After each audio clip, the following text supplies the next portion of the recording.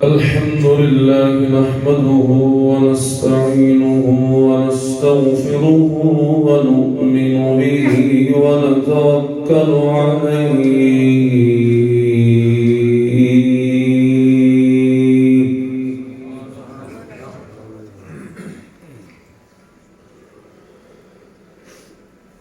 ونعوذ بالله من شرور أنفسنا ومن سيئات أعمالنا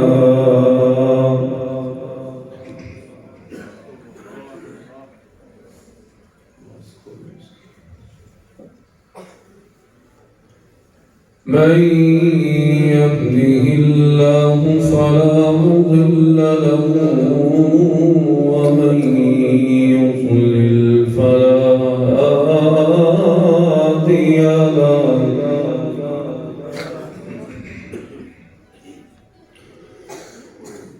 ونشهد أن لا إله إلا الله وحده لا شريك له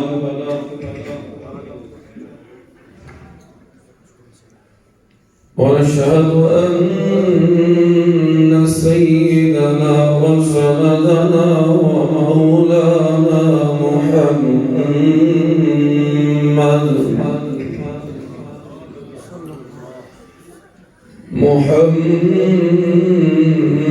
محمدا عبده ورسوله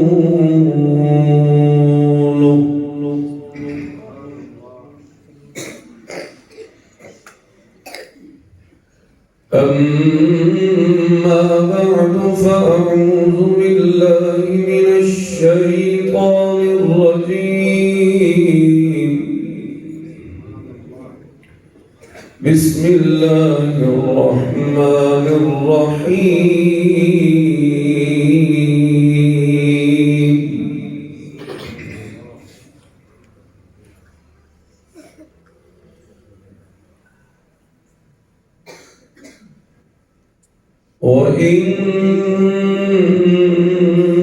وإنك لعلى خلق عظيم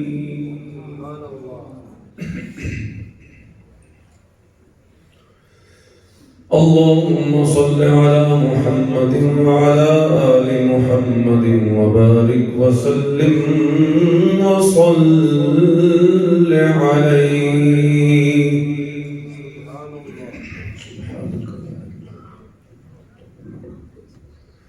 آواز اس کی کھول دیتا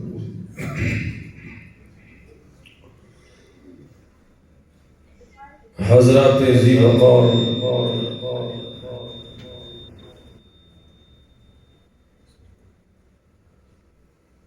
میرے انتہائی معزز محترم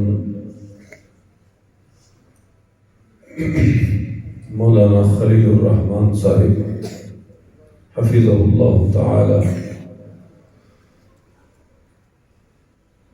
اور ان کے علاوہ علاقہ بھر سے تشریف لانے والے علماء کرام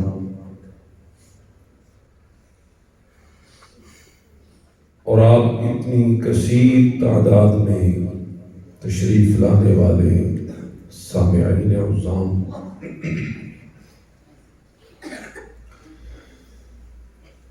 الحمدللہ آج پہلی مرتبہ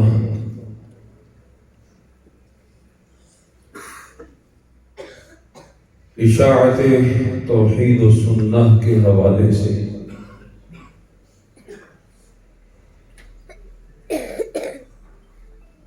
آپ کی زیارت کا شرف بھی نصیب ہو رہا ہے اور آپ سے ہم کلام ہونے کا موقع بھی میسر آ رہا ہے۔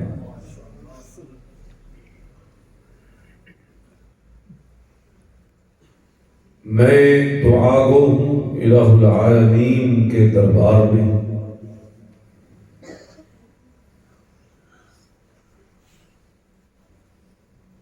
کہ وہ ذات حق میری زبان پہ بھی حق کو جاری کرے اور کچھ ایسی باتیں قرآن و سنت کی روشنی میں ہو جائیں کہ جن باتوں سے ہمارا سب کا یہاں آنے کا مقصد اللہ کرے پورا ہو جائے۔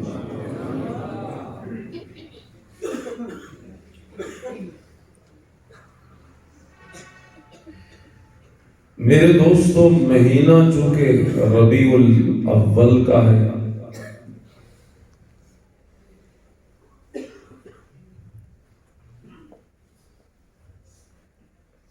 اور مجھے حکم بھی یہی دیا گیا ہے کہ آپ نے حضور اکرم صلی اللہ علیہ وسلم کی سیرت کے حوالے سے گفتگو کرنی،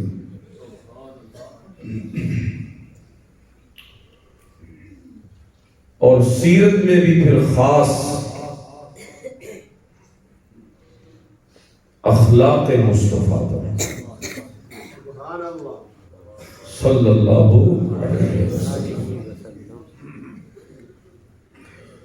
میں کوشش کروں گا، اللہ کی توفیق شامل حال رہی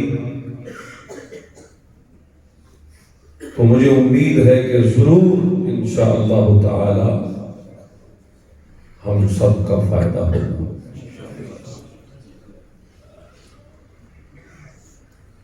میرے دوستو،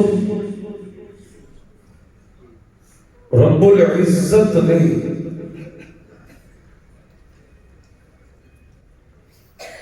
انسان کو اس دنیا میں جب بھیجا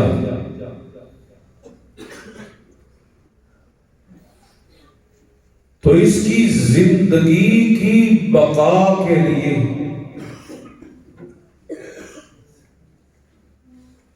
رب العالمین نے کئی اسباب مہیا کیے ہیں۔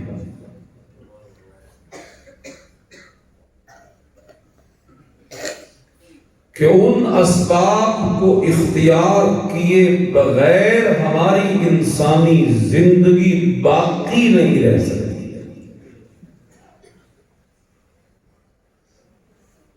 جس میں کھانا پینا ہے، ہماری طبیعی بشری ضروریات ہیں، یہ وہ اسباب ہیں کہ جن کے ذریعے ہم زندہ رہتے ہیں۔ زندہ تو اللہ نے رکھا ہے، موت و حیات کا مالک تو وہ ہے، لیکن زندگی کے اسباب یہ بنا دیے۔ ٹھیک اسی طرح اس انسان کے اندر موجود انسانیت کی بقا کے لیے بھی اس نے اسباب مہیا کیا۔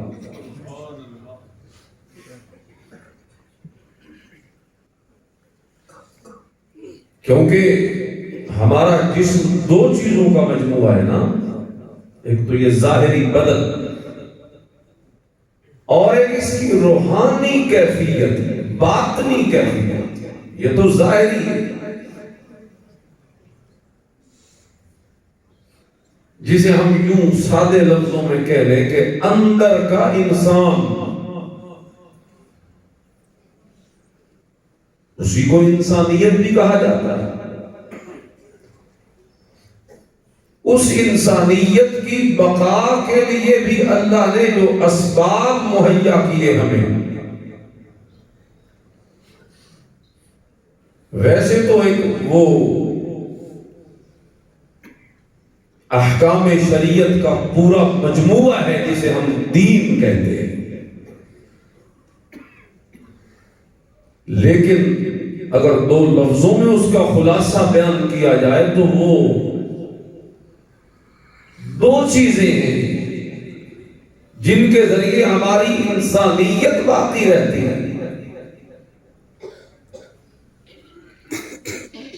وہ دو چیزیں کون سی ہیں؟ ایک ایمان ہے اور ایک اخلاق ہے. ایمان و اخلاق وہ دو اسباب ہیں کہ جن کی وجہ سے ہماری انسانیت باقی رہتی ہے، پروان چڑھتی ہے، ترقی کرتی ہے. اور جب انسانیت ترقی کرتی ہے تو پھر ہم فرشتوں سے بھی افضل ہو جاتے ہیں. لیکن اگر یہی انسانیت ہی نہ ہو انسان میں تو جانوروں سے بدتر ہو جاتا ہے. اتنا نقصان پھر ایک وحشی درندہ نہیں کرتا جتنا انسانیت کے بغیر انسان کرتا ہے. پھر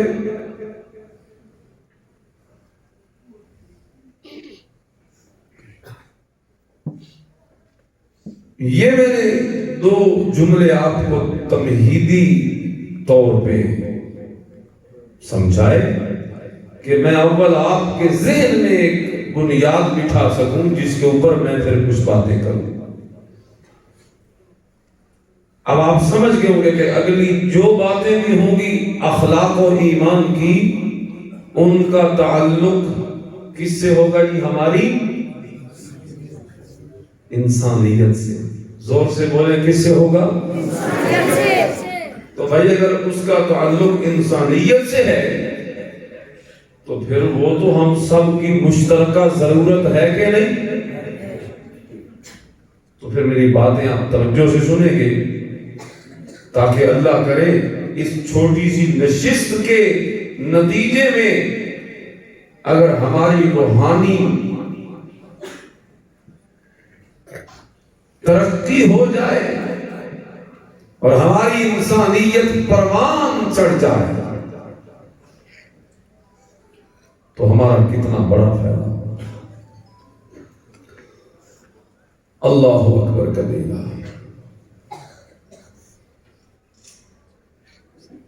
تو یہ جو اخلاق ہے پھر خاص طور پہ مجھے کہا گیا اخلاق مصطفیٰ صلی اللہ علیہ وسلم. اللہ اکبر کبیرہ.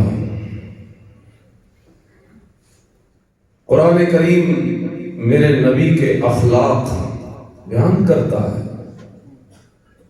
احادیث میں میرے نبی کے اخلاق موجود ہیں. لیکن ان ساری باتوں سے پہلے رک کر ایک بات کرنا چاہتا ہوں کہ اخلاق کہتے کسے ہیں؟ آج ہمارے ہاں اخلاق کا مفہوم یہ ہے کہ جو بندہ ہنس کے بولے کسی کے ساتھ تو کہتے ہیں بڑے اخلاق والا ہے.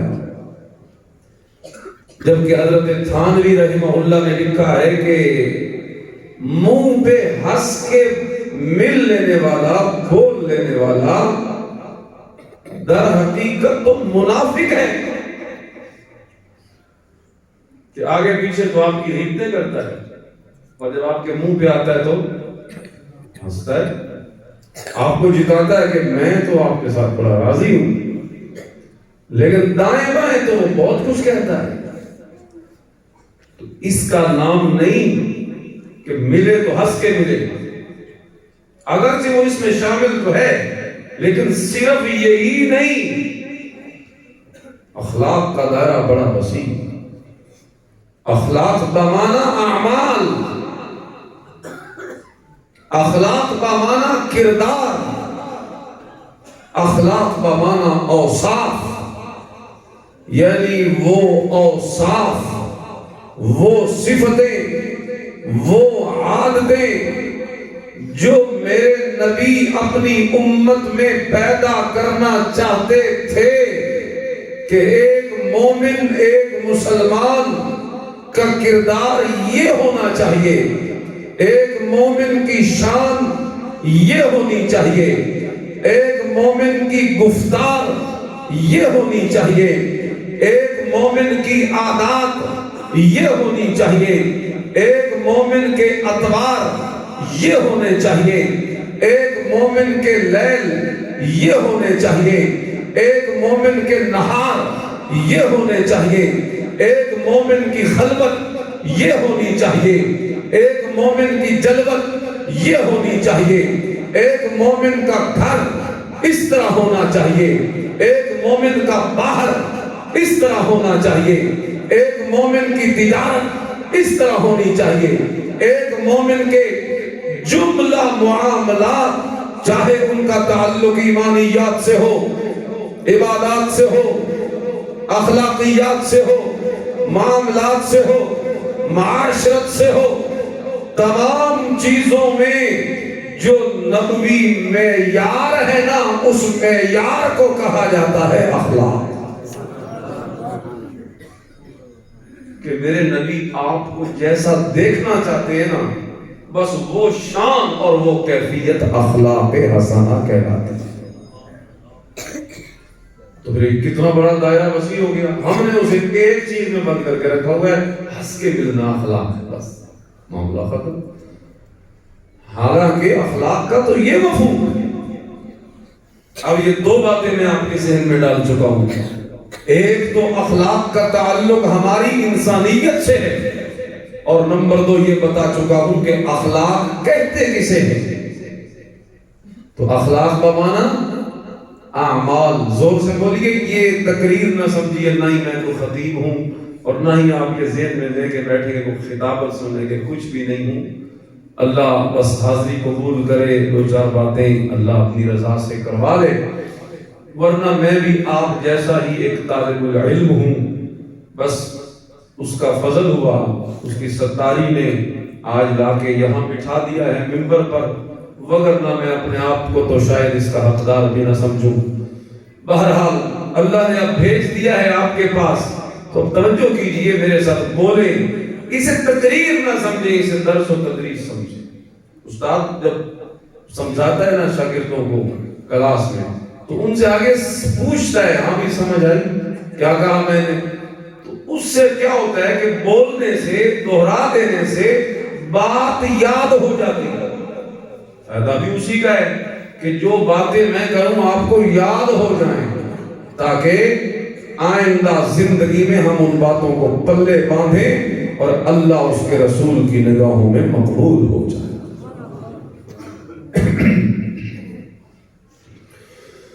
اعوذ باللہ من الشیطان الرجیم، بسم اللہ الرحمن الرحیم۔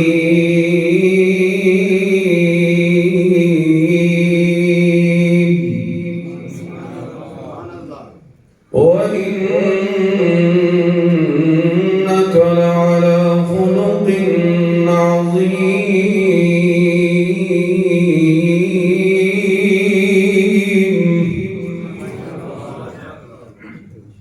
اللہ رب العزت اپنے محبوب نبی جی کو مخاطب ہوئے اور اللہ فرماتے ہیں نبی جی، وَإِنَّكَ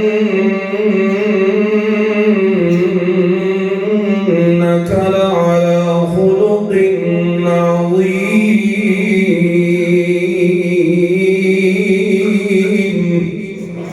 اے میرے نبی جی، ہم نے آپ کو اخلاق عظیمہ کے منصب پہ فائز کر دیا ہے۔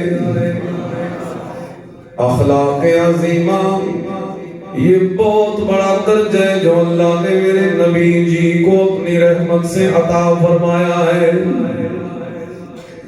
میں تمہیدی دو جملے ضرور عرض کروں گا تاکہ اخلاق عظیمہ کی عظمت آپ کے دلوں میں ڈال سکوں، لیکن بات اگلی ذرا تفصیلی کروں گا۔ علماء کہتے ہیں کہ اخلاق کے 3 درجے ہیں۔ ایک ہوتے ہیں اخلاق حسنہ، دوسرے ہوتے ہیں اخلاق کریمہ، اور تیسرے ہوتے ہیں اخلاق عظیمہ۔ اخلاق حسنہ کا مطلب یہ ہے کہ عدل بدلے کا معاملہ کیا جائے، انصاف پہ مبنی معاملہ کیا جائے. ایک بندہ اگر میرے ساتھ کوئی معاملہ کرتا ہے تو میں بھی ویسا کروں اس کے ساتھ. اسے کہتے ہیں کہ یہ اخلاق حسن ہے. یہ وہ اخلاق ہے جس کی تعلیم جناب موسیٰ نے اپنی قوم کو کی اور فرمایا وَكَتَبْنَا عَلَيْهِمْ فِيهَا أَنَّ النَّفْسَ بِالنَّفْسِ وَالْعَيْنَ بِالْعَيْنِ وَالْأَنْفَ بِالْأَنْفِ وَالْأُذُنَ بِالْأُذُنِ وَالسِّنَّ بِالسِّنِّ وَالْجُرُوحَ قِصَاصٌ.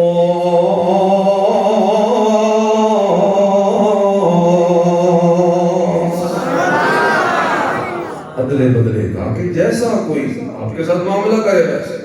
جان کے بدلے میں جان, آنکھ کے بدلے میں آنکھ, کان کے بدلے میں کان, دانت کے بدلے میں دانت. جیسا کوئی آپ کے ساتھ معاملہ کرے تو آپ اگر ویسا ہی اس کے ساتھ کرتے ہیں تو یہ کہلایا جائے گا اخلاق حسنہ. اور یہ نصیب ہوئے جناب موسیٰ کلیم اور ان کی امت کو. اب دوسرا نمبر آتا ہے اخلاق کریمہ. یہ وہ ہوتے ہیں جس میں عدل سے کام نہیں لیا جاتا بلکہ اس سے ایک درجہ اور زیادہ اچھائی کی جاتی ہے. اور وہ یہ ہے کہ عدل کی بجائے معافی سے کام لیا جاتا ہے.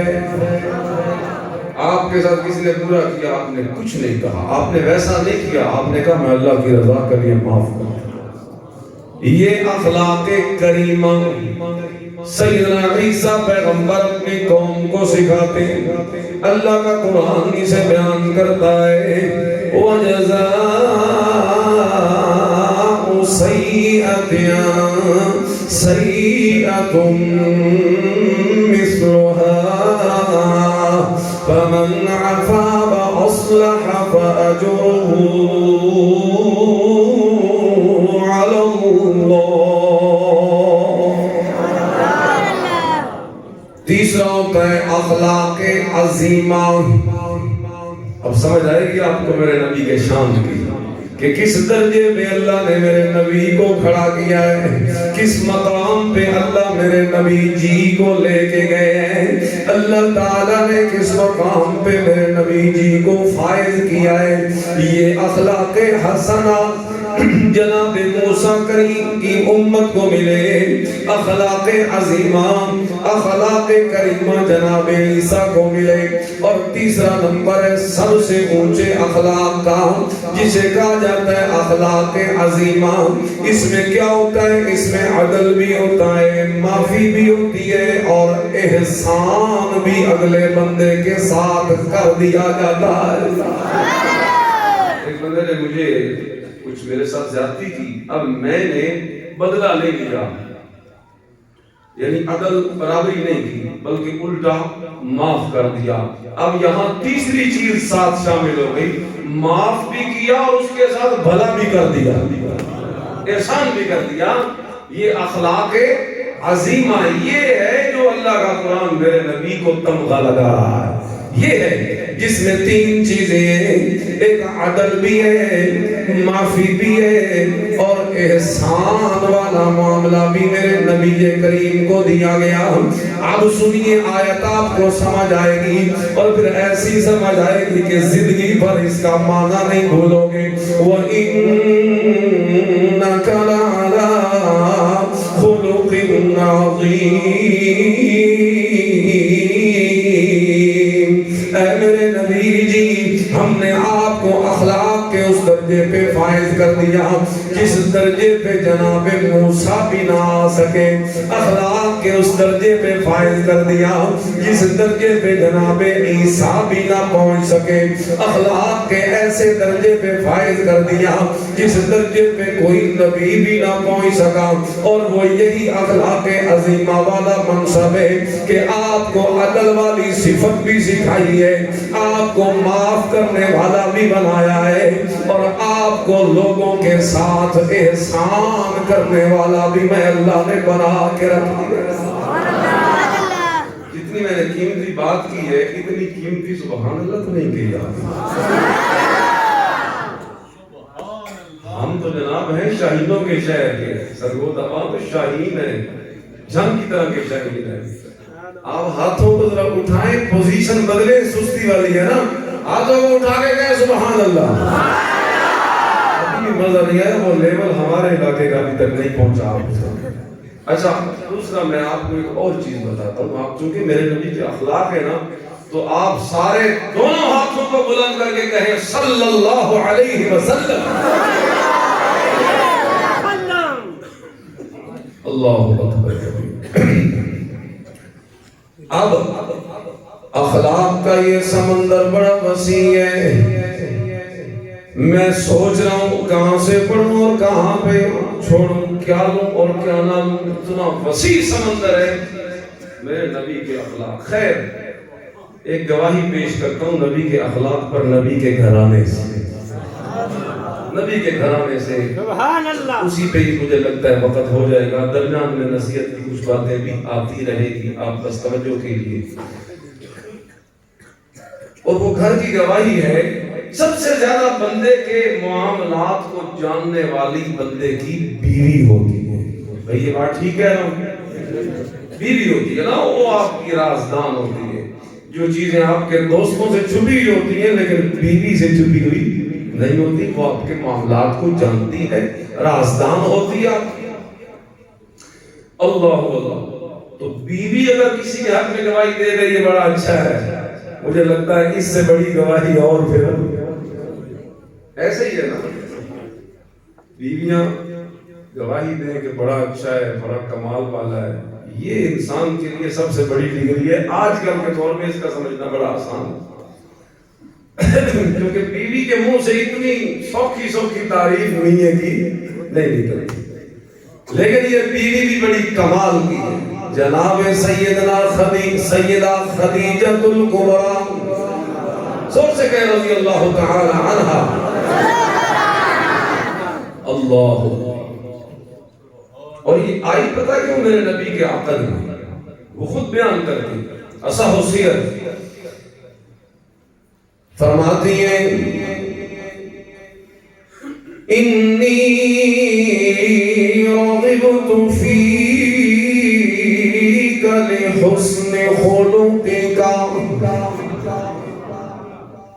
حالانکہ پہلے 2 دفعہ نکاح بھی ہو چکا ہے سیدہ خدیجہ کا، پہلے خاوند ان کے انتقال سے بیوہ ہوئی، تو دوسرا خاوند ان سے بیوہ ہوئی، 2 مرتبہ بیوہ ہوئی ہے۔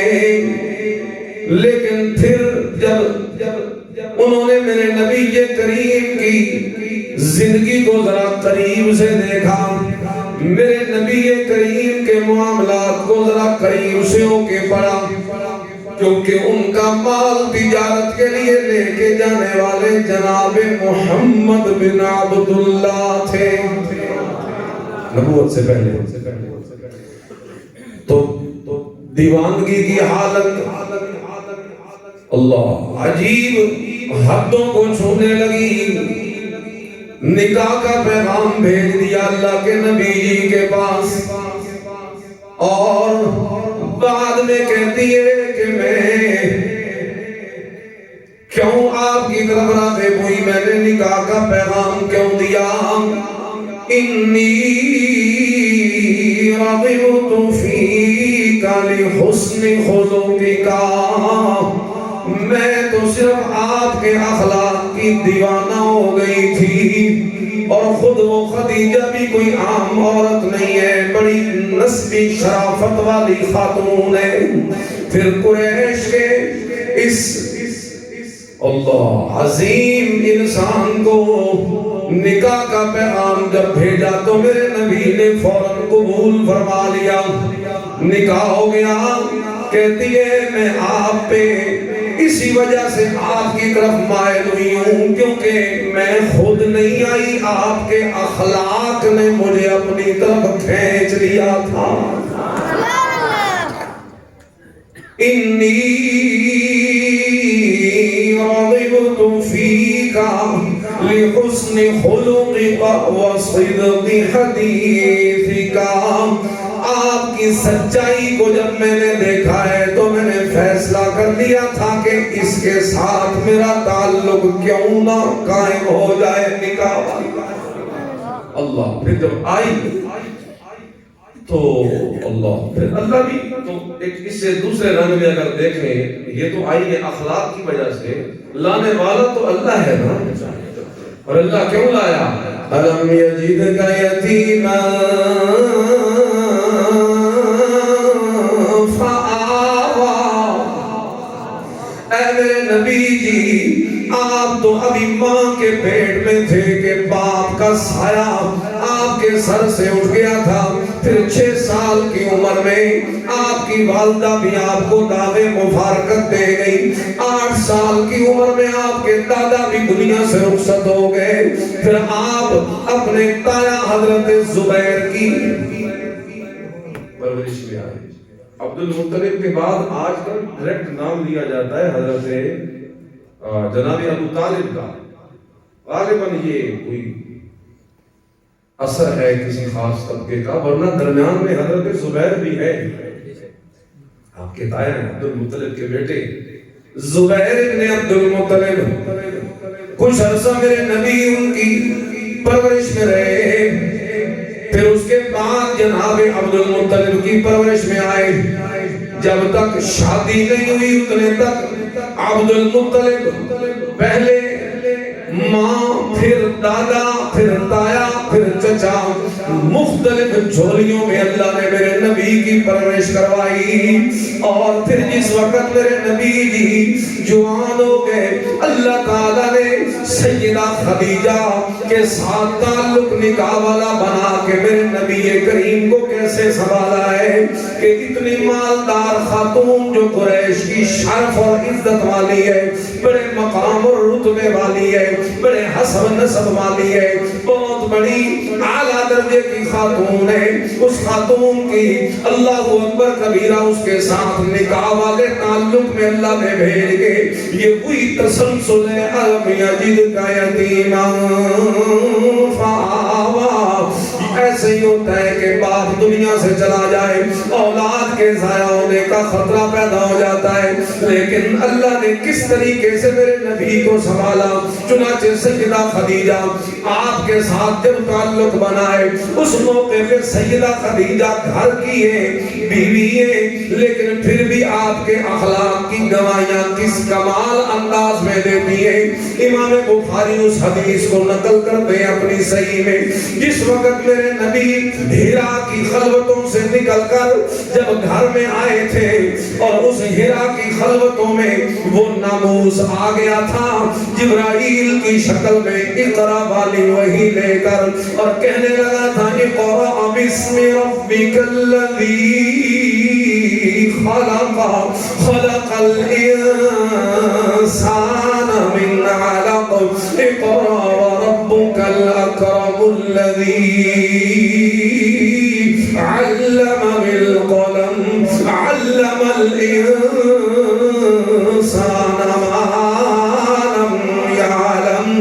چنانچہ پہلی دفعہ جبرائیل کو اپنی آنکھوں سے دیکھا ہے، اللہ کے نبی جی ڈر گئے۔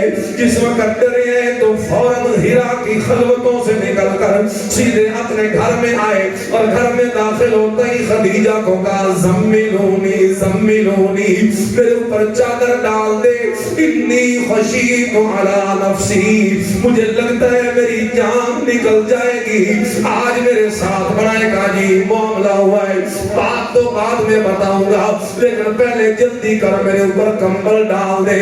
اللہ کے نبی جی کے اوپر کمبل ڈالتی ہے، اور سرا میں ہو کے بیٹھ جاتی ہے. جب دیکھتی ہے اپنے خاوند کو پریشانی کی حالت میں, اس موقع پہ سرہانے بیٹھ جاتی ہے, میرے نبی کے سر کو دباتی ہے, میرے نبی کے جسم کو دباتی ہے, اور ساتھ ساتھ تسلیاں بھی دیتی چلی جاتی, تسلیاں بھی دیتی چلی جاتی, اور کہتی ہے کلا واللہ لا یخزیک اللہ ابدا. اے محمد آپ کو گھبرانے کی ضرورت نہیں ہے, آپ کا رب رب کعبہ کی مجھے قسم ہے, آپ کا رب اتنے اخلاق اور آداب اور کمال والے بندے کو کبھی ضائع نہیں کرے گا, کبھی رسوا نہیں کرے گا آپ کو, کیونکہ آپ کی حالت اور کیفیت تو بڑی اونچی ہے, آپ کے اخلاق تو بڑے اونچے ہیں, آپ کا کردار بھی بڑا اونچا ہے, آپ کی گفتار بھی بڑی اونچی ہے, آپ کے اطوار بھی بڑے اونچے ہیں, آپ کا تمام معاملہ بڑا اونچے درجے کا ہے, عام انسانوں سے بالکل مختلف ہے. وہ کون سا ہے؟ اخلاق مصطفیٰ کی ایک جھلک سیدہ خدیجہ کی زبان سے آپ کو سنانا چاہتا ہوں.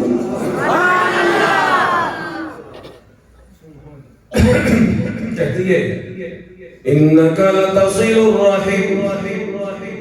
آپ کیوں گھبرا رہے ہیں؟ آپ گھبرائیے نا, آپ تو صلہ رحمی کرنے والے ہیں. پہلا نقطہ, آپ صلہ رحمی کرنے والے. صلہ رحمی کسے کہا جاتا ہے؟ خود میرے نبی کریم کی ایک حدیث ہے, لیس الواصل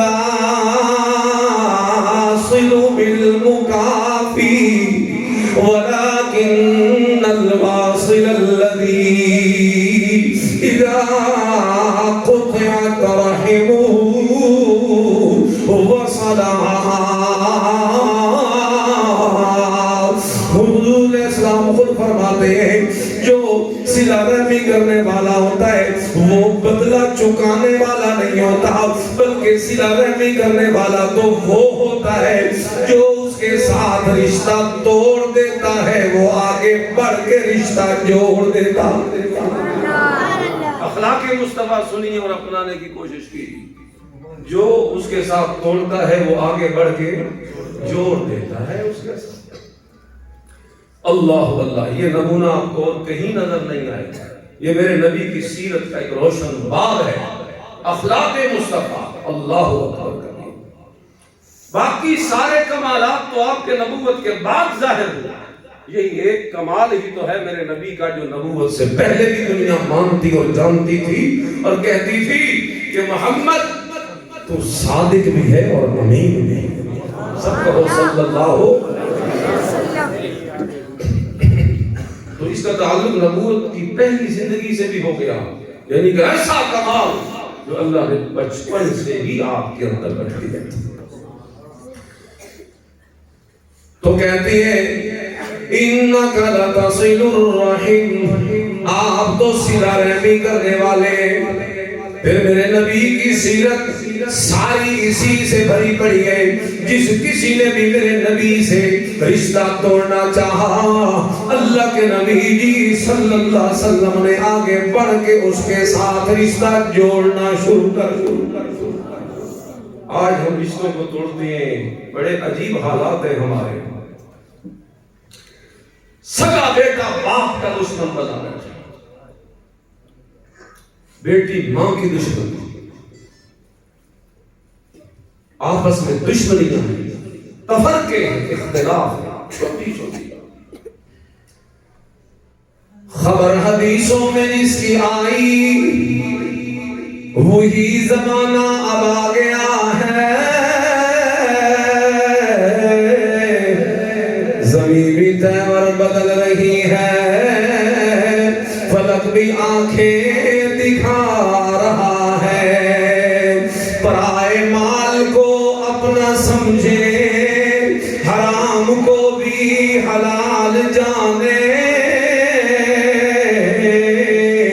گناہ کرے اور کمال سمجھے, بتاؤ دنیا میں کیا رہا ہے. بھائی کا ہے بھائی رہزن, حقیقی بیٹی ہے ماں کی دشمن. سر نے چھوڑا پدر کا دامن، بہن کو بھائی ستا رہا ہے۔ آج اس فتنوں کے دور میں ہماری اخلاقی گراوٹ بڑی انتہاؤں کو چھو رہی ہے، اس لیے میرے نبی کے اخلاق سن کے اپنانے کی کوشش کیجئے۔ چھوٹی چھوٹی باتوں میں رشتے توڑ لینا میرے نبی کے ماننے والوں کا وتیرہ کوئی نہیں ہے، اس لیے میرے نبی تو اللہ ایک واقعہ ذہن میں آ گیا۔ حضرت زید رضی اللہ تعالی عنہ غلام مصطفیٰ، آج بھی نام رکھ رہا ہوں غلام مصطفیٰ، تم کیا غلام مصطفیٰ ہو، میں تمہیں غلام مصطفیٰ کا واقعہ سنا۔ اب جھوم اٹھیں گے اور یہ بھی بتاؤں کہ یہ حضرت خدیجہ کا ہی غلام تھا پہلے۔ حضرت خدیجہ نے حضور کو ہبہ کر دیا تھا کہ یہ آپ کی خدمت کیا کرے، حضرت خدیجہ کی، تو بکتے بکاتے ایسی ڈاکوؤں نے پکڑ کے آگے بیچ دیا تھا، تھے تو آزاد لیکن پھر اس طرح بکتے بکاتے حضور تک پہنچے۔ اور میرے نبی کے اخلاق دیکھے کیا فریفتہ ہوئے اور کیا اداؤں پہ مر مٹے، ذرا توجہ کیجیے۔ حضرت زید کے والد کو پتا چلا ہے کہ جس میرے بیٹے کی جدائی سے میرے گھروں کی مسکراہٹیں ختم ہوئی ہے، وہ تو قریش کے ایک نامی گرامی بندے کی صحبت میں اپنی زندگی کی بہاریں گزار رہا ہے۔ حضرت زید کا والد لینے کے لیے آ گیا جناب رسول اللہ کے پاس اور آ کے کہنے لگا، یا رسول اللہ اگر آپ اجازت دیں تو یہ جو غلام آپ کا زید نامی ہے، اس کی ماں رو رو کے اس کی آنکھوں کا نور بھی ختم ہو چکا ہے، اس کی ننھی بیٹے روزانہ اپنے دروازے کی چوکھٹ پہ صبح سے شام تک اپنے بھائی کا انتظار کرتی رہتی ہے، اور میری حالت تو آپ کے سامنے ہے کہ اس معصوم اور ننھے بیٹے جو اب تو جوان ہو چکا ہے، اس کی جدائیوں میں میرا جسم ہڈیوں کا ڈھانچہ بن کے رہ گیا۔ اب مجھے پتہ ہی نہیں تھا کہ میرا بیٹا کہاں گم ہو گیا ہے، لیکن مجھے پتہ چلا ہے کہ میرا زید تو محمد کی صحبت میں ہے صلی اللہ علیہ وسلم، میں لینے کے لیے آیا ہوں۔ آپ سے میری گزارش ہے کہ آپ نے جتنے بھی پیسے خرچ کیے اسے خریدنے پر، وہ سارا خرچہ میں دینے کے لیے تیار ہوں، لیکن میرا بیٹا مجھے واپس کر دیجیے اللہ کے لیے۔ میرے نبی نے فرمایا، زید کا والد تو کیوں پریشان ہوتا ہے، میں ایک ٹکا بھی نہیں لوں گا، مجھے اس سے بڑھ کے کیا خوشی ہے کہ بیٹا اپنے باپ سے، بچھڑا ہوا بیٹا اپنے باپ سے مل جائے، میرے تو دل کو قرار آ جائے گا، بے شک اسے لے جا، لیکن ایک شرط ہے، جبر نہیں کرنے، خود جاتا ہے تو بے شک لے جا۔ حضرت زید رضی اللہ تعالیٰ عنہ کے پاس باپ آیا اور کہنے لگا، میرا بیٹا زید اٹھنا، چل میں تجھے ماں کی ٹھنڈی ممتا کے ساتھ جا کے ملا دوں، تیری بہنیں تیری محبت میں پگھل رہی ہیں، آج اپنے گھر کی بہاروں کے اندر۔ اس وقت حضرت زید رضی اللہ تعالیٰ عنہ کہتے ہیں، اچھا ٹھیک ہے آپ میرے باپ ہو، میں تو بچپن میں آپ کا چہرہ بھی بھول چکا تھا، بہرحال ایک نظر اپنے باپ پہ دوڑاتا ہے، دوسری نظر میرے نبی کے چہرے پہ ڈالتا ہے، پھر ایک نظر اپنے باپ پہ ڈالتا ہے، پھر دوسری نظر اپنے نبی کے چہرے پہ ڈالتا ہے، پھر تیسری نظر اپنے باپ پہ ڈالتا ہے، پھر تیسری نظر اپنے نبی کے چہرے پہ ڈالتا ہے، آخر نگاہوں میں ایسے خیالوں میں فیصلہ کرنے میں کوئی دیر ہی نہیں لگاتا، اور کہتا ہے رب کعبہ کی قسم اس میں کوئی شک نہیں کہ آپ میرے باپ ہو، میری ماں میرے لیے تڑپ رہی ہوگی، اس میں کوئی شک نہیں، اللہ نے کرم کیا باپ سے تو ملاقات ہو گئی، اگر قسمت میں لکھا ہوا تو ماں سے بھی ملاقات ہو جائے گی، زندگی میں نہ ہوئی تو میدان محشر میں تو اللہ ضرور مجھے ماں کے ساتھ ملا دے گا، لیکن اب آپ جو کہتے ہیں کہ میرے ساتھ آؤ، رب کعبہ کی قسم ایک طرف میرے باپ کا چہرہ ہے اور دوسری طرف آمنہ کے لال کا چہرہ ہے، میں آپ جیسے باپ قربان کر سکتا ہوں، ماں کی محبت کو قربان کر سکتا ہوں، لیکن رب کعبہ کی قسم محمد کی غلامی چھوڑنے کے لیے تیار کوئی نہیں۔ وہ کہتا ہے ذرا دھیان کر، یہاں غلامی ہے اور گھر میں تو آزادی ہے، تو غلامی کو آزادی پہ ترجیح کیوں دے رہا ہے؟ حالانکہ ہونا تو یہ یہ چاہیے تھا کہ تو غلامی کو ترجیح نہ دیتا بلکہ آزادی کو ترجیح دیتا. اس موقع پہ زید کہتا ہے بزبان حال کسی شاعر نے کہا محمد کی غلامی ہے سند آزاد ہونے کی، خدا کے دامن توحید میں آباد ہونے کی. میں اپنے نبی کی غلامی پہ تیری 1000 آزادیوں کو قربان کر دیتا ہوں. میں تیرے ساتھ نہیں آنا چاہتا. ٹھیک ہے تو میرا باپ ضرور ہے، مجھے تیرے دل کے اندر اس ابھرنے والے محبت کے دریا کی بڑی قدر ہے، لیکن میں کیا کروں جب کہ میں اخلاق مصطفیٰ دیکھ چکا ہوں. اب اخلاق مصطفیٰ کے نتیجے کے اندر میری ماں ہوگی تو میں چھوڑ دوں گا، باپ آئے گا تو اسے بھی چھوڑ دوں گا، گھر بار ہوگا تو اسے بھی چھوڑ دوں گا، رشتہ دار آئے گا تو اسے بھی چھوڑ دوں. میں ساری کائنات کو وار سکتا ہوں لیکن اخلاق مصطفیٰ سے مزین اس دربار کو نہیں چھوڑ. آئے ہائے اللہ. انک لتصل الرحم، اتنے زیادہ جوڑنے والے خود کہتے ہیں تو چلا جا. وہ تو زید نہ گیا، وہ تو اس کی مرضی تھی کیونکہ وہ تو دیوانہ ہو چکا تھا میرے نبی کے اخلاق پر. ورنہ میرے نبی جی نے تو پوری کوشش کی کہ بچھڑا ہوا بیٹا اپنے گھر والوں سے مل جائے. میرے نبی کی سیرت میں اس سے بڑا اور میں کیا آپ کو ثبوت پیش کر سکتا ہوں. بہرحال آگے چلیے دوسرے نقطے پہ. وقت زیادہ ہو رہا ہے لیکن میں اپنی بات ختم کروں گا انشاءاللہ. جو میری طرف رکھیے.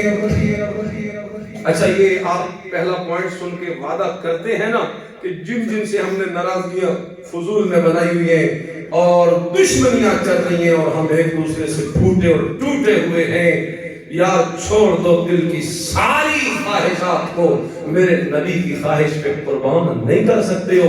اور میرے نبی نے تو اپنا سب کچھ اپنی امت کے لیے قربان کر دیا. آج امتی نبی کے اخلاق سن کے اپنی خواہشات کو نبی کی خواہش پہ قربان نہیں کر سکتا. بولو نہیں کر سکتے. وہ بھی تو عاشق تھا جو فریفتہ ہو. آج ہم بھی تو عاشق ہیں. وہ تو میرے نبی کے در کو ہی نہیں چھوڑتا. گھر کو چھوڑ دیا. ہم نے گھر تو نہیں چھوڑنا، ہم نے تو صرف اپنی خواہش کو چھوڑنا ہے. لیکن ہم سے نعرے جتنے مرضی لگوا لو، دعوے ہم سے جتنے مرضی کروا لو کہ عاشق عاشق عاشق عاشق، یوں رٹ لگانے سے کوئی عاشق بن جاتا. اللہ یہاں تو عمل کر کے دکھانا پڑے، یہاں تو نمونہ پیش کرنا. کرتے ہو وعدہ نمونہ پیش کریں گے؟ دل نہ بھی کرے تو اللہ کی رضا کے لیے معاف کرو گے کہ نہیں کرو گے؟ اللہ. دوسرا پوائنٹ، انک لتصل الرحم وتحمل الکلا.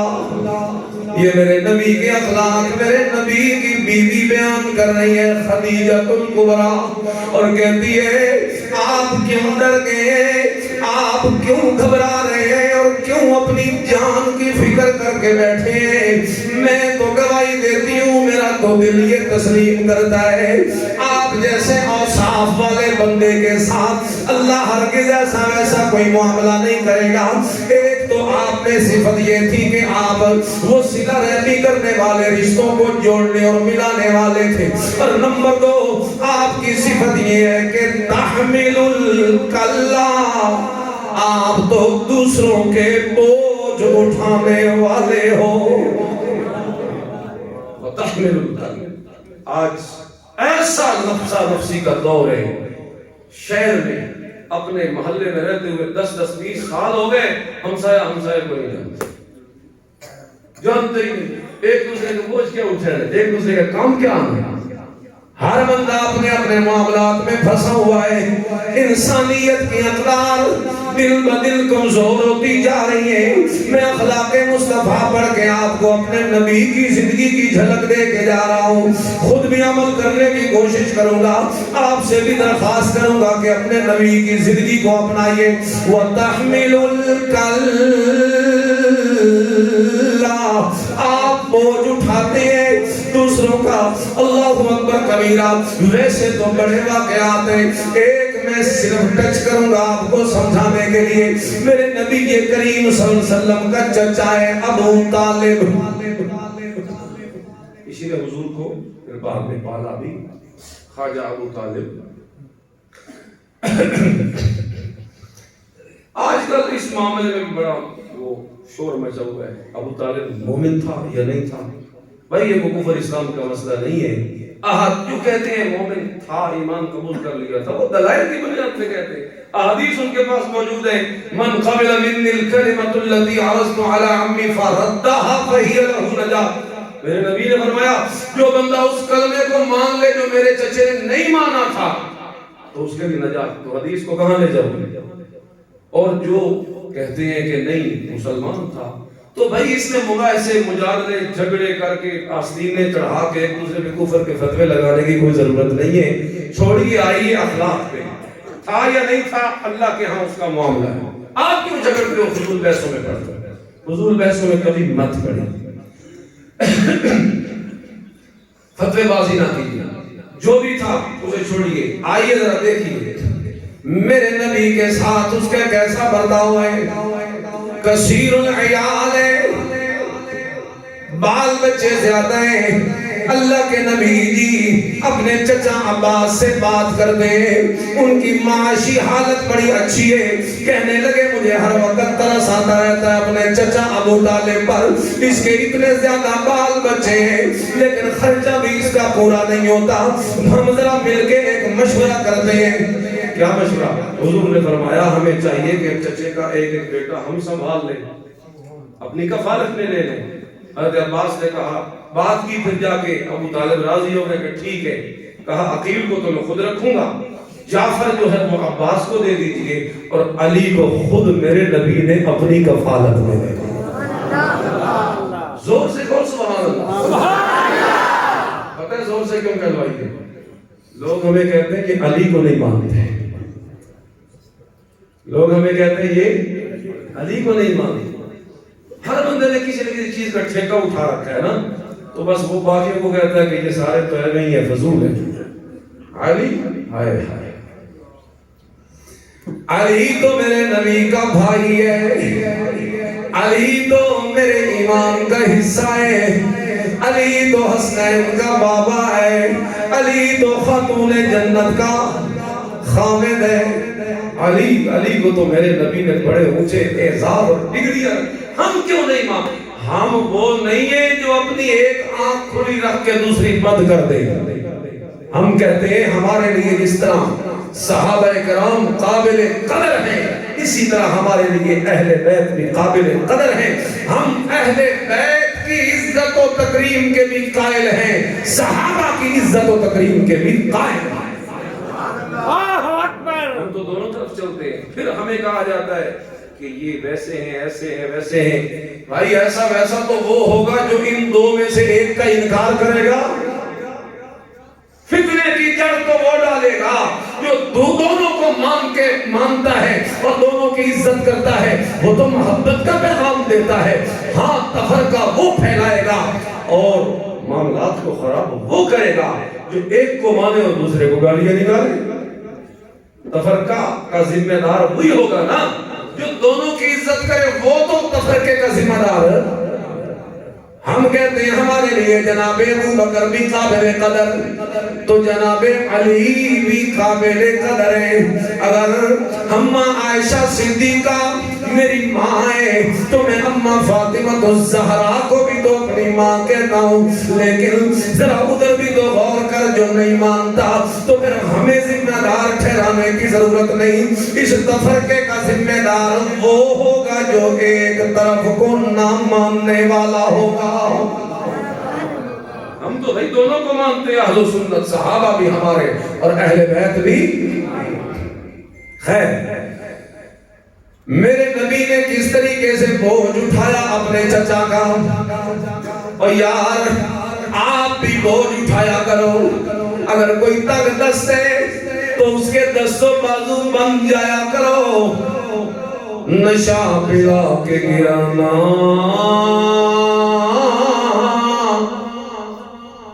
تو آتا ہے سب کو، نشہ پلا کے گرانا تو آتا ہے سب کو. مزہ تو تب ہے کہ گرتے تو تھام لے ساتھی. اور گرانے والے تو بڑے، لیکن اصل کمال یہ ہے کہ گرتے ہوئوں کو سہارا دے کے تھام لیا جائے. یہ میرے نبی کے اخلاق. وَتَحْمِلُ الْكَلَّةَ، میرے نبی نے اپنے چچا کا بوجھ اٹھا لیا. آگے دیکھو حضرت خدیجہ میرے نبی کے اخلاق کا نمونہ پیش کرتی ہے اور کہتی ہے وَتَصْدُقُ الْحَدِيث.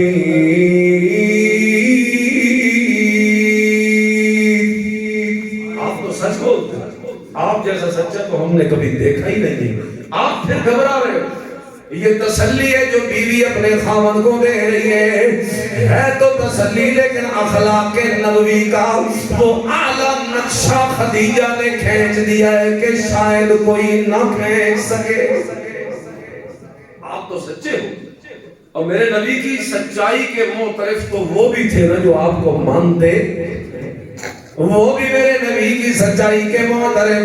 اور اس وقت صفا کی پہاڑی میں میرے نبی نے کھڑے ہو کے سارے عرب والوں کو بلایا اور دور سے کپڑا ہلا ہلا کے میرے نبی نے چادر ہلا ہلا کے مکے والوں کو متوجہ کیا، کیونکہ ان کے ہاں یہی رواج چلا آ رہا تھا کہ جو بندہ کوئی نئی یا اچانک کوئی ایمرجنسی والی بات کرنا چاہتا ہو اور لوگوں کو اپنی طرف متوجہ کرنا چاہتا ہو، اپنا پیغام لوگوں تک پہنچانا چاہتا ہو، تو وہ طریقہ یہی لگاتا تھا کہ پہاڑی پہ چڑھ کے آواز لگاتا تھا. تو حضور نے بھی وہی طریقہ اختیار. یہاں سے سمجھ آتا ہے کہ ذرائع ابلاغ کا جو طریقہ جس دور میں رائج ہو اسے استعمال کر لینا چاہیے. ذرائع ابلاغ کا یعنی اپنی بات پہنچانے کا جو طریقہ جس دور میں رائج ہو اسے اختیار کر لینا چاہیے. اس میں کوئی قباحت. اب یہ ان کا طریقہ تھا اس طریقے سے لوگوں کو اپنی بات پہنچانے کا، تو حضور نے اس پہ عمل کیا.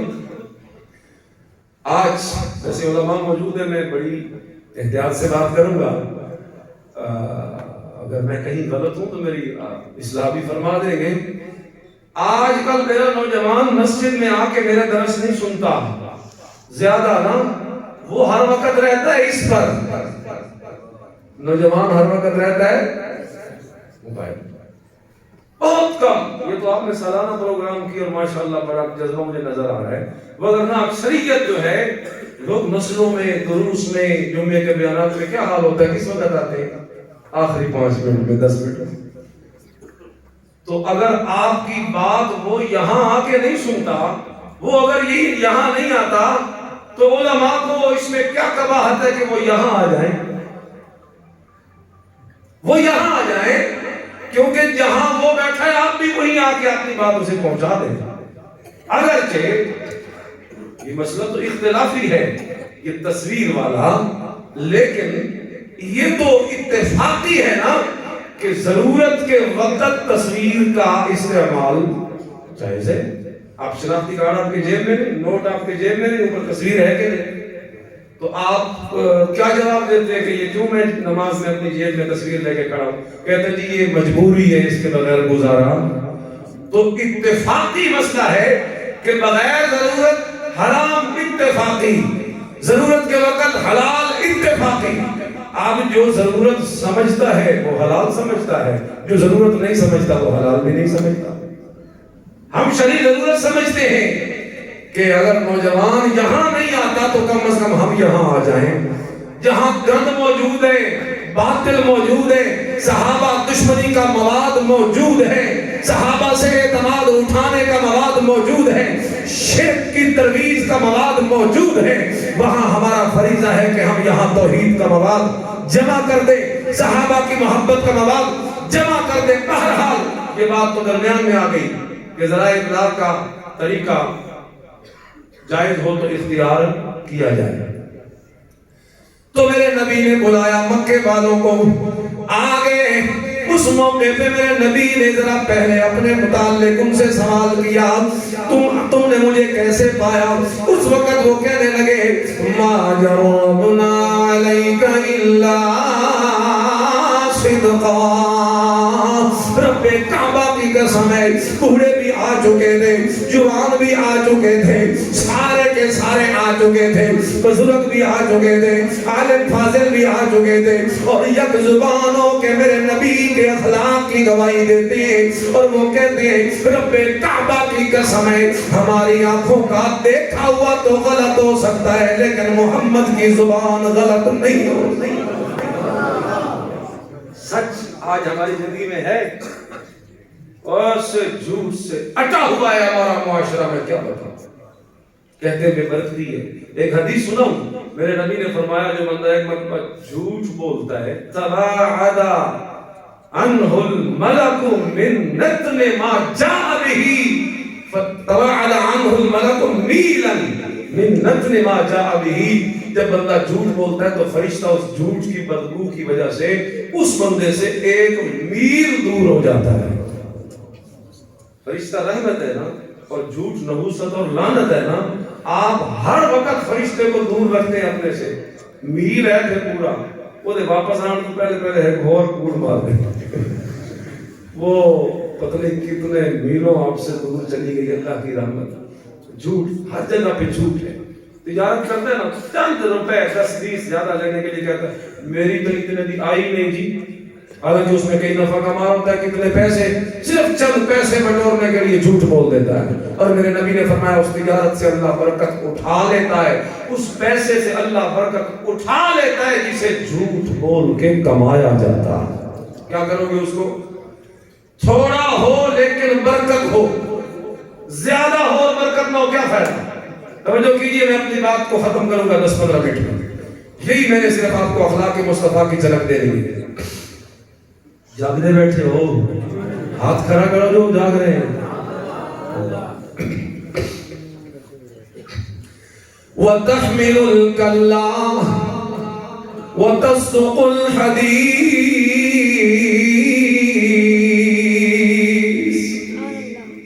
وَتَقْرِي الضَّيْفِ اور آپ مہمان نوازی کرنے والے ہیں۔ خدیجہ کہتی میرے نبی کو آپ مہمان نواز ہیں، اور یار اپنے تو اپنے رہ گئے، میرے نبی کا دسترخوان تو دشمنوں کے لیے بھی کھلا رہتا تھا۔ دشمن آپ تو دشمنوں کو بھی نوازنے والے ہیں۔ ایسا کیا آتے ہیں ایک دن مہمان، دوسرے دن بھی اوک سوک کر لو چلو مہمان، تو تیسرے دن وبال ہے جان، یہ ان کے لیے مگرو لگے نا۔ ہماری یہ حال، یہ اخلاق مصطفیٰ صرف توحید کی رٹ لگا کر اخلاق سے عاری ہو جانے والا بندہ کبھی اس کا بیڑا پار نہیں ہوگا، بیڑا اسی کا پار ہوگا جو دل میں ایمان اللہ کی توحید پہ رکھے، باطن کو سجائے اللہ کی توحید پہ ایمان لا کر، اور اپنے ظاہر کو سجائے میرے نبی کے اخلاق اپنا کر۔ میرے نبی کے اخلاق کو ظاہر پہ لے آؤ، دیکھو سجدہ کیسا ہے، اندر ایمان ظاہر پہ اخلاق۔ یہی دو چیزیں تو میں نے آپ کو بتائی ہے، ہماری انسانیت ان سے بنتی ہے، ایمان و اخلاق۔ حضور نے دعوت کی، جب یہ آیت اتری وَأَنذِرْ عَشِيرَتَكَ الْأَقْرَبِينَ، اے نبی جی سب سے پہلے اپنے قریبیوں کو ڈرائیے، یعنی پیغام ان تک پہنچائیے، جہنم کی آگ سے نہ ڈرائیے۔ حضور نے اس آیت پہ عمل کرنے کے لیے اپنے قریبی جو قریبی رشتہ دار تھے، ان آپ کے چچا تھے سارے، ان کو حضور نے جمع کیا، دیگر چچا زاد، وہ سارے تقریباً 40 بندوں کی دعوت حضور نے اپنے گھر فرمائی۔ اچھا جب دعوت فرما لی نا، دیکھو اب دشمنوں کو حضور اپنے دسترخوان پہ لا رہے ہیں، اور کیوں لا رہے ہیں کہ کیا سمجھانا ہے؟ دین۔ یہاں سے یہ بھی سمجھ آ گیا نا کہ آپ اگر اپنی بات اور نصیحت پہنچانے کے لیے کھانے پینے کی دعوت کا اہتمام کر دیتے ہیں تو یہ خلاف سنت۔ یہ میرے نبی نے انہیں ایمان کی دعوت دینے کے لیے کھانے پینے کی مجلس سجائی، مہمان نوازی کی ہے۔ لیکن دھیان رکھیے گا، کھانے پینے کی حد تک وہ تب ہو جب آپ کا ذہن یہ ہو۔ ہمارے مہمان مکرم بھی تشریف لائے ہیں، بس توجہ میری طرف کیجیے، بات کو سمیٹتا ہوں۔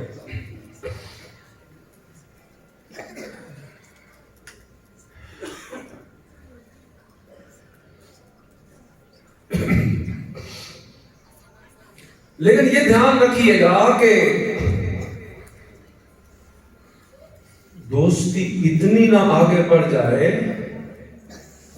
اللہ کی توحید کے باغی سے کہ آپ کا ایمان و عقیدہ اس سے خطرے میں آ جائے۔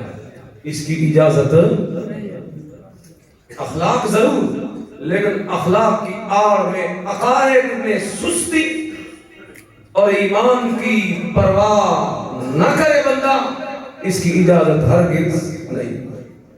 مدارات کی اجازت ہے کہ آپ مشرکین سے، منافقین سے، غیر مسلموں سے آپ اچھا برتاؤ کریں، انسان نہیں، ہمدردی کے ناطے آپ ان کے ساتھ اچھے معاملات کریں بے شک، لیکن اتنے تک جتنے تک دین کا نقصان نہ ہو۔ اور اگر دین کا نقصان ہونے لگے تو پھر اجازت، مدارات کریں، مداہنت نہ کریں، مداہنت نہ ہو۔ مداہنت کا مطلب یہ ہوتا ہے مفاد لینے کے لیے آپ دین میں نرمی کر رہے ہیں، مفاد لینے کے لیے آپ دین میں نرمی کر رہے ہیں، عقائد میں نرمی کر رہے ہیں، اس کی اجازت نہیں۔ اللہ اس کا خیال مد نظر ہے۔ خیر، وَاتَّقُوا الضَّيْفَ، آپ مہمان نوازیں، مہمان نوازیاں کرنے والے ہیں۔ اور آگے خدیجہ فرماتی ہے وَتَقْسِمُ الْمَعْدُومِ،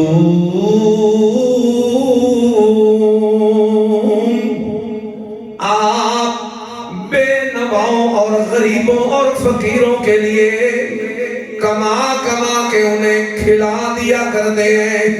کون دیتا ہے اپنے مال میں سے 1 بھی کوئی دے کے کسی کو راضی نہیں اس افراتفری کے دور میں، لیکن میرے نبی کے اخلاق کس کمال کو پہنچ گئے؟ کمائے خود اور کھلا دے غریبوں کو، فقیروں کو، محتاجوں کو، بے نواؤں کو، مسکینوں کو۔ اللہ، اور اس کا یہ بھی معنی علماء کرتے ہیں کہ آپ کماتے ہیں غریبوں کے لیے یا کمائی پہ لگا دیتے ہیں غریبوں کو؟ کمائی پہ لگا، وہ جس طرح ایک آ گیا تھا، یا رسول اللہ کچھ ہیلپ کیجیے، آپ نے کچھ کر دی، دوبارہ پھر کر دی، سہبارہ پھر کر دی، پھر آ گیا تو حضور نے فرمایا تو کب تک مانگتا رہے گا؟ ایسا کر، مجھے یہ بتا تیرے گھر میں کیا ہے؟ کہنے لگا یا رسول اللہ کچھ نہیں ہے، بس ایک چادر ہے اور ایک پیالہ ہے۔ حضور نے وہ پیالہ لے کے آؤ، پیالہ لے کے آ گیا، حضور نے فرمایا اسے بیچ کے آ، اور کلہاڑی خرید کے لیا گیا اور بیچ کے کلہاڑی خرید کے لایا۔ میرے نبی نے اپنی رحمت کے ہاتھوں سے خود دستہ لگایا اس میں اور کہا چل اور 15 دن مجھے یہاں نظر نہ آنا۔ محنت مزدوری کرتے کرتے لکڑیاں کاٹ کے بیچ اور کما، 15 دنوں بعد آیا، اللہ نے اس کی بے نوائی کو ختم کر دیا تھا، مال سے اسے فیصلہ کر دیا تھا۔ تو میرے نبی کا وصف ہے۔ آج ہم ایک دوسرے کی طرف دھیان نہیں کرتے، خیال نہیں کرتے۔ آپ دیکھیں نا ذرا، مانگنے والوں کی کثرت ہے، پیشہ بن چکا ہے مانگنا، تو زیادہ تر انہی کے چکر میں ہمیں اس کی فکر نہیں رہتی کہ جو مستحق ہے ان کا بھی تو خیال کریں۔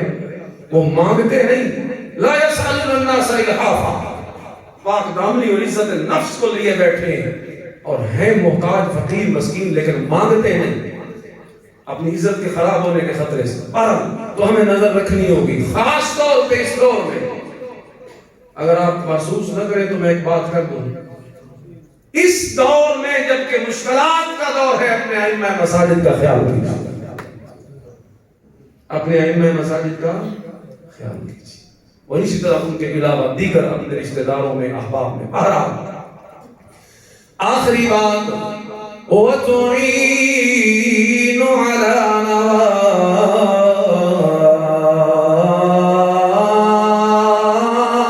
نَوَائِبِ الْحَقِّ۔ اللہ اکبر کبیرہ۔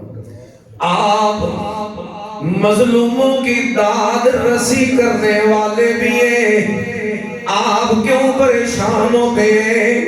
آپ کے اتنے اچھے اخلاق اور اوصاف ہیں، اللہ آپ کو کبھی دنیا میں رسوا نہیں کرے گا۔ ایک واقعہ صرف چھوٹا سا بیان کر کے 5 منٹ میں بات ختم کرنے کی کوشش کروں گا۔ حلف الفضول کا ایک واقعہ سیرت کی کتابوں میں آتا ہے۔ حلف الفضول، فضل نام کے اس میں 3 بندے تھے، انہی کی وجہ سے اسے فضول کہا گیا۔ حلف بمعنی معاہدہ، یعنی یہ وہ معاہدہ ہے جو اس نام کے بندوں نے کیا تھا۔ ہوا کچھ یوں، بنو زبید کا ایک بندہ مکے میں آیا، عاص بن وائل ایک بہت بڑا سردار ہے، مشرک ہے، اس کے ساتھ کچھ معاملہ کیا تجارت کا، اس نے اسے دھوکہ دے دیا، اس کا حق کھا گیا، اس کے مال پہ قبضہ کر دیا۔ اب جب مال پہ قبضہ کیا، باہر کا بندہ تھا یہ، اس کے ساتھ مکہ میں آیا تو یہ معاملہ بن گیا، زیادتی ہو گئی۔ اب وہاں کا دستور یہ تھا کہ جبل ابو قبیس، یہ اللہ آپ کو لے جائے باب السلام سے، مسجد حرام باب السلام سے ادھر نکلے گے نا حضور کے وہ ولادت گاہ کی طرف جہاں حضور کی پیدائش ہوئی، تو اس کے بالکل سامنے کھڑی ہے ساتھ جبل ابو قبیس، قبیس کی پہاڑی۔ اللہ یہاں پہ کھڑے ہو کے اس بندے نے منادی دی، سامنے عرب بیٹھے ہوئے تھے خانہ کعبہ کے ارد گرد، میرے نبی بھی وہاں موجود ہیں۔ میرے نبی نے جس وقت ایک مظلوم کی آواز سنی، فوراً لبیک کہتے ہوئے میرے نبی جی اٹھے، اپنے چچا زبیر بن عبد المطلب کو اپنے ساتھ ملایا اور عرب کے بڑے بڑے بزرگوں اور سرداروں کو جمع کیا۔ عبداللہ بن جدعان کے گھر میں پہنچ کر میرے نبی نے ایک معاہدہ کیا اور فرمایا، اے عرب کے بڑے بڑے بزرگوں، میری عمر تو دیکھ رہے ہو، میرے نبی کی عمر اس وقت صرف 20 سال تھی، لیکن اخلاق دیکھیے میرے نبی کریم کے، اوصاف دیکھیے میرے نبی کریم کے، کردار دیکھیے میرے نبی کریم کا۔ 20 سال کی عمر میں جو کارنامہ کیا ہے وہ بھی سنیے میرے نبی کریم کا۔ وہاں بیٹھ کے ان سارے بزرگوں کو جمع کر کے میرے نبی نے عہد نامہ لکھوایا، اور اس عہد نامے کے الفاظ یہ ہیں، لَنَكُونَنَّ يَدًا وَاحِدَةً عَلَى كُلِّ ظَالِمٍ حَتَّى يُؤَدِّيَ حَقَّهُ۔ ہم سارے مل کے ظالم کے خلاف ایک بازو ہو جائیں گے، ہم سارے مل کے مظلوم کی داد رسی کرنے کے لیے ایک ہاتھ ہو جائیں گے، یک زبان ہو جائیں گے، اپنے اختلافات بھلا کے مظلوم کی داد رسی کریں گے۔ اس موقع پہ میرے نبی نے یہ معاہدہ لکھوایا، اور اسی معاہدے کے تحت اس عاص بن وائل نامی اس سردار کو طلب کر کے وہ جو زیادتی اس نے کی ہے، اس زیادتی کا وہ سارا معاملہ حل کیا گیا۔ جس مال پہ اس نے قبضہ کیا تھا وہ مال لے کے واپس کیا گیا باہر والے بندے کو، اور اس موقع پہ میرے نبی نے ایک مظلوم کی داد رسی کی ہے، اور پھر ہمیشہ ہمیشہ کے لیے وہ قانون بن گیا حلف الفضول کے نام سے۔ آج اپنے اس ماحول کو دیکھ کے میں بھی یہ کہتا ہوں، جو اندھیر نگری یہاں پہ آج بھی کسی حلف الفضول کی ضرورت ہے۔ آج مظلوموں کی داد رسی کرنے کے لیے ضرورت ہے کہ کوئی اٹھے اور میرے نبی کے اخلاق کے عالم کو تھامے۔ کتنے نازک حالات، لیکن ہمارے یہاں ایک مصیبت یہ بھی ہے کہ نازک حالات ہیں، حالات خراب ہے، سارا ملبہ اٹھا کے حکمران پر۔ آپ کا کوئی قصور نہیں، ہمارا کوئی قصور نہیں۔